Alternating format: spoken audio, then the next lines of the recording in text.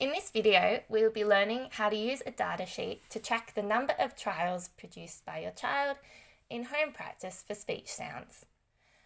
So your homework guide may mention a data sheet that your speech pathologist would provide you with.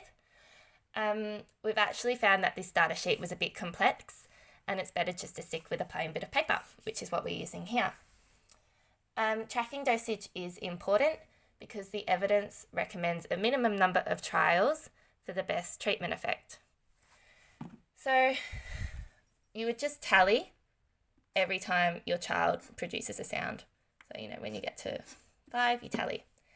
If you're practicing at different levels, so for example, you're practicing your sound in isolation, you may choose to make a break in the page and just tally for isolation. So every time they make an attempt at the k. And it's important here to note that you are not just counting every correct k, you're practicing every attempt at a k. So even if they do say, t or h.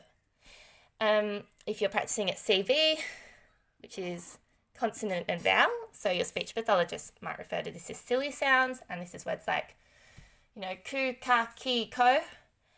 You might break that off into a different part of the sheet. So then you continue to tally every attempt at a CV.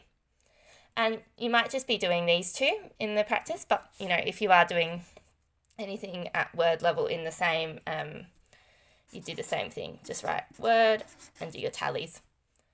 You'll notice during the session that your speech pathologist will have a few extra markups on their sheet. And that's just because during the session, we like to count things as correct or incorrect and do our tallies like this. But that's not really needed for home practice.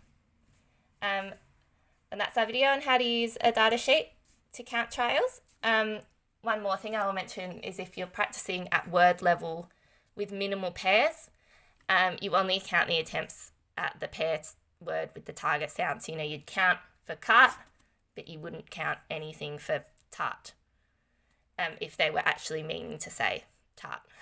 If they were trying to say cart and said tart, you would count that, but it would just be incorrect. All right, well, that's our video on how to use a data sheet to complete home practice for speech sound disorders. Please let us know if you have any questions. All right, thank you. Goodbye.